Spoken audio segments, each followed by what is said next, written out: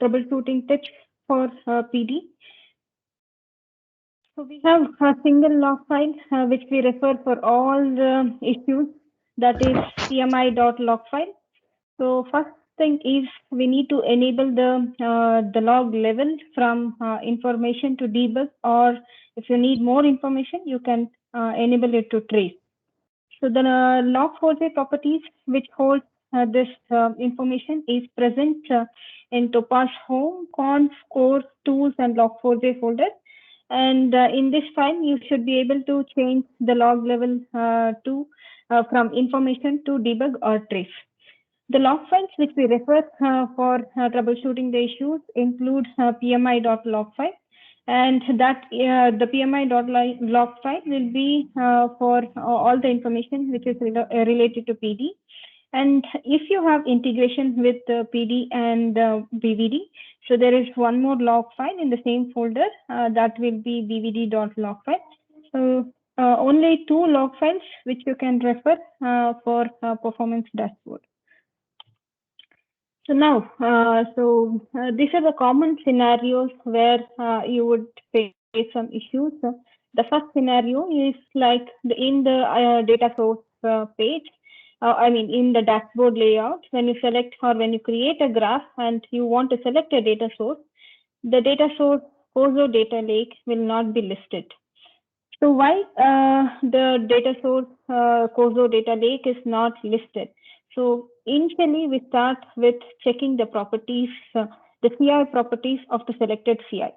So we need to check whether the selected CI monitored by property is set to its data source, like whether it is from site scope or it is from BPM or it is from part of an agent or operations connector.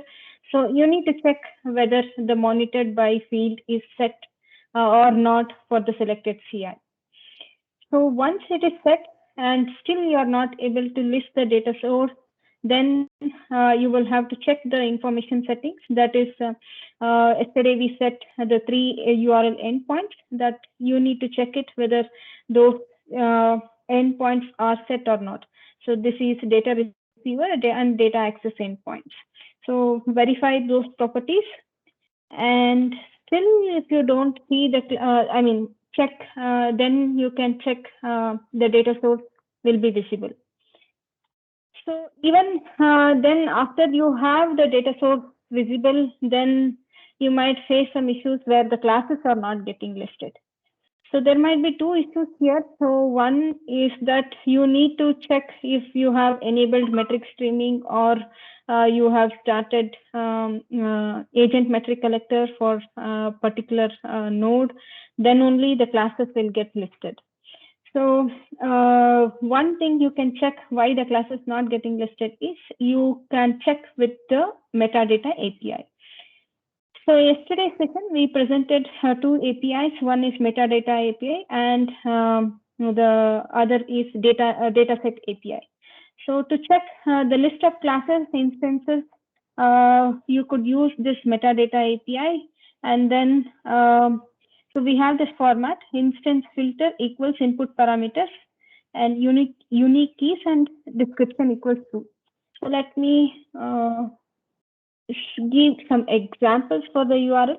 So if you have agent as the data source for the selected CI, so then it would be of a format where the dataset metadata API you'll use, and you have a format called instance filter and equals. So you have producer instance ID. So this is the query which the PD internally uses. It checks for the producer instance ID equals operations agent OA colon and followed by the OA core ID. So it verifies or it checks or it queries, internally queries this OA core ID to get the list of the classes. So this is an example for operations agent, and here as well we have an example for site scope. In case of site scope, it uses instance filter equals the node FQDN and the collection type of your site scope, that will be your site scope streaming. Similarly, you for BPM, it will use the application name and Yeah, so this will be the format. Instead of constructing the format, it is better you enable the logs and then take the API call from the PD logs and then execute or run that URL and validate the data. So this is, yeah, so you would validate the data either by running a curl command or using the URL directly in the Postman or from your browser. So this is a curl command where you pass the server key and server certificates and print the output in the form of JSON file. So this is an example for curl command. And still, if the classes are not getting listed, then it is better if you can go to the Vertica tables and check if, sorry, and check if the tables contain any data or not. So this is how you use the URLs, whether it is dataset data or to list the classes, we use the dataset metadata API. Metadata API. And then let me showcase that example here. So this is my CDF environment where I have logged into the OMI pod, and to enable the logs, I go to this folder, that is log4j folder and PMI. Here I have the log4j properties file. So here you just have to, okay, so the log level has already been enabled from information to trace. And we also have the number of count of the PMI log files which it can store or which it can generate. So up to 5 log files you will be able to save it, or you'll be able to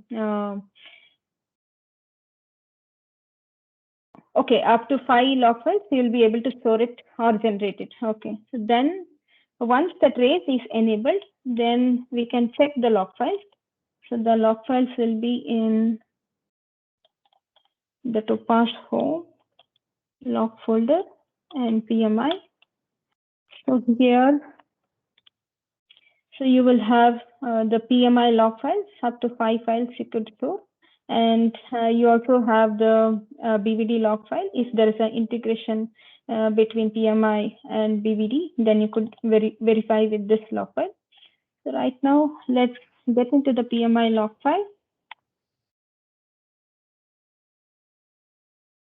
Okay, so here, how will we verify the URL? So let us go to the, so this is the OBM console, and I have, so let me select one of the node and create a new one. So if I edit here, so when we select this data source, first thing is it will check, okay, if the data source is it lists the data source. Then to list the class name, it will use the API. So now,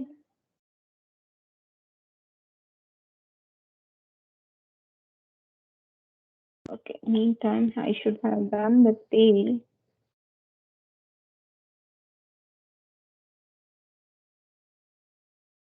Oh, okay, it listed all the classes and the metric names as well. So you select this. Okay, so now let me cancel this. Now open it in VI. So now let's check for the URL 3003. Okay, so it says, so this is the access point, data access point.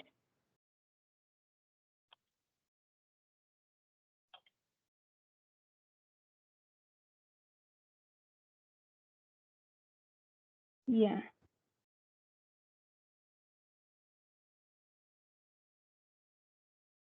Yes. So this is the URL which we wanted to check. So this is the operations agent node. I selected OA10 and so HTTPS, and you have the URL dataset API, and then the instance filter, producer name instance ID equals operations agent and the core ID. So you could take this entire URL. Either you could run the curl command or you could directly open that URL. So if you want to invoke this URL in your browser, then you will have to have exported the certificate, imported the certificate into this browser. Then only it will work. Otherwise, it will not work. Yeah, so it has listed all the class names. So everything, all the data for that operations agent node has been listed here. Then if you want to have a exact query, that is data set ID, then so we selected a CPU class and then, okay.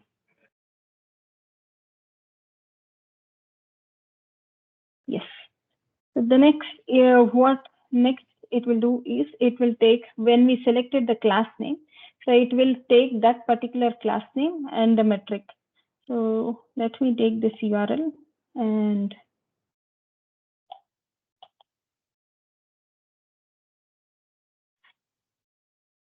so here, since we selected the timestamp as well, it will list the CPU utilization percentage for the timestamp and from start to end.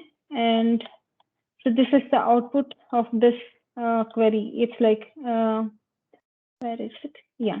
So from here to from timestamp, from here to here. So whatever the data it got displayed is the output of this URL invocation. So whatever the output which we received as part of that HTML invocation is being displayed here.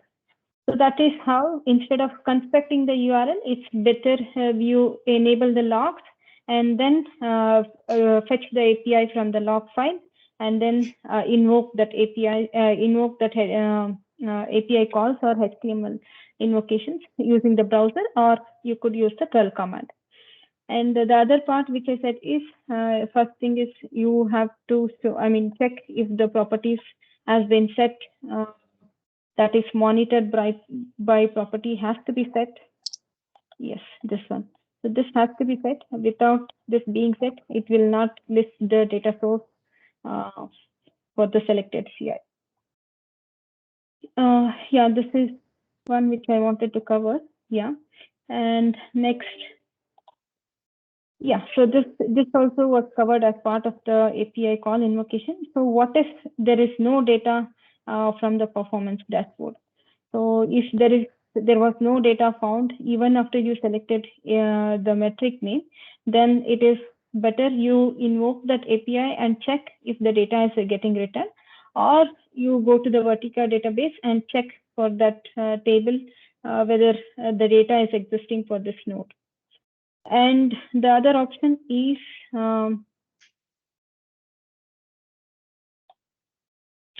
curl command, same thing. You could use the curl command and then check the data URL and then use the data URL, the same thing which has been done here to get the metric data. So this is how you use the API calls and validate whether the data is getting returned or not. And the other thing which I said is, one thing is you just have to do the clear cache and refresh a data source once to check if the data is coming or not. So this will also help if the data points are not appearing. Yeah, so let me know if you have any queries.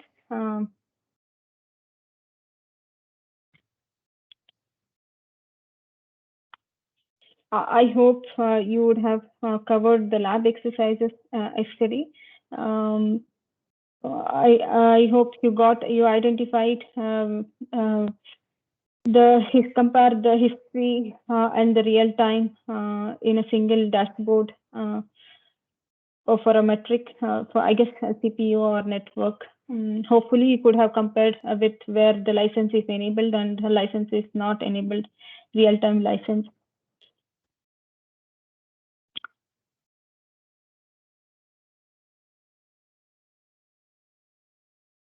Yeah, thank you guys. Thank you all. So let me know if you have any queries in the chat. I will be monitoring the chat. Okay. Team, you don't have any questions? Maybe something that you faced during the labs? Okay. Thank you very Well, much, Divya. at this Yes. point, the labs are so smooth that yeah, there were not many Okay. issues with. Okay. Yeah, Divya, one of the questions that did arrive to us many times during the labs, though, is Mm, when we implement the real-time license, yes, and then we restart the agent, of course, and we go and we say, well, OI license show all, yeah. and it shows nothing. It's zero. But it works. I mean, it works, but when you validate what licenses you do have, nothing appears there. It's just empty. Oh, is it? Okay, we'll have to check the command real license. Okay. Is there a component where you could check HP sensor component, was it running? So if that component was running, then the real time would work. That is what our understanding is. So if the HP sensor component is running as part of operations agent processes, then the real-time license is enabled, and PD will be using the REST API call to fetch the data from HP sensor. All right. And another question from yesterday is, do we have access to agent and agentless data from the classes when we select the classes in the performance dashboard when creating a new one based on COSO? Yes, we have data from SiteScope as well, right?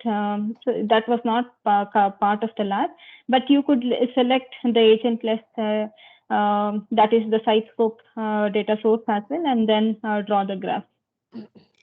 I see. Also, it might be like a red flag, right? Because we're kind of doing duplicate monitoring. So someone might say, well, you know what?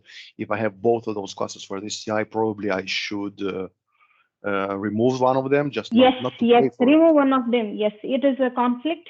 So PD will not be able to query a single thing. So it is a conflict. So either you will have to make it a part of SiteScope, or you should use the operations agent one. Yeah, and also people pay for it, right? Yeah. So PD understands can query only one source. So it has to. You will have to decide which source to use. So whether it is agent data source or whether it is site scope. So it has to be decided and then set. Okay, thank you. Hi I Divya, think. this is Dinesh here. Oh, Uh, sorry. Regarding the site scope data visibility in PD in OBM, so the assets should be visible in OBM, is it? Is it mandatory to have the CI displayed in OBM? Yeah, you need to have the CIs. Without CIs, you will not be able to. PD will not be able to query anything. So that Okay, is why we said View Explorer. So that is all base PD queries based on the selection of the CI. okay. See, like for example, if I do not have an agent in particular machine, I have only monitoring enabled from site scope. So, like, how do we see that in? I mean, will the CI be still visible in OBM console?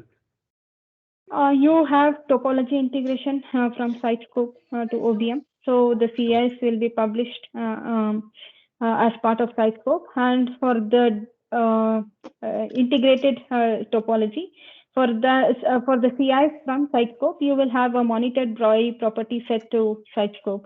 So that is how PD uses that query and then fetches the data. Okay, okay.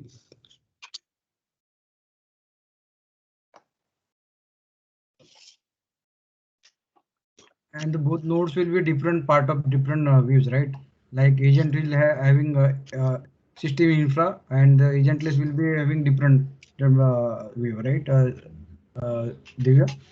Yeah,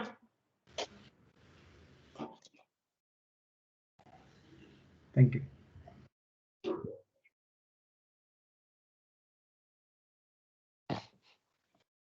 Okay, any more questions? No, so much a Alan, I question. had posted a question earlier for regarding the visibility of ping monitor data in COSO. Okay, So, can you repeat the question? Let us hear the like, question. I mean, is it possible for us to have the ping monitor data from Sitescope in COSO? Because I think the tables are listed as CPU, file system, and native and other things. So just want to know, like, if any other monitors, like say ping monitor and port monitor that we have enabled during the lab session. So will we be able to see them in COSO, and will we be able to see the same in performance dashboards? Okay, Alexei, do you want to answer or? Okay, so for my understanding, the out-of-the-box CIs are there by default, and you have the CLI tool to add custom metrics. Okay, so we can run the Yes, CLI. Ankit, you want to say something? Yeah, I just wanted to jump in that. So Yeah. for Sitescope, like you mentioned, Dinesh, there are the out-of-box system resource monitors which are published in their respective tables. So like you mentioned, CPU, disk, node, and file system, and so on. And for all the other Sitescope monitors, there is a common table called generic. So it's called, I think, OPSB agentless generic table, Okay. in which all the other monitors data go in that generic table. So all the Sitescope monitors data will get pushed into COSO, but only the CPU or rather the system resource related monitors have their dedicated tables. All the other monitors data go into a common table called some generic table. So you need to edit the query and change it to that generic table, right? Yeah. And Okay. over there, it's like, so there will be the monitor name will also be stored along with the corresponding metrics and values. So if you are interested in reporting only on a specific monitor, then you need to query that table and filter out for a specific monitor. Okay, like because one of the requirement that came in was like just to get the monthly server availability report. So like just wanted to know. I think only ping monitoring in Sitescope allows us to do that. So just want to know like if it is the data is available in COSO to fetch that. Right. I mean, so as far as availability is concerned, obviously the system resource data also contain availability information, and or rather the availability is computed from the system resource data that COSO collects from both agent and Sitescope. Based on But uptime, say. yeah, but yeah, if you want to do it only based on ping, then yeah, you'd have to consume data of that generic table. Okay.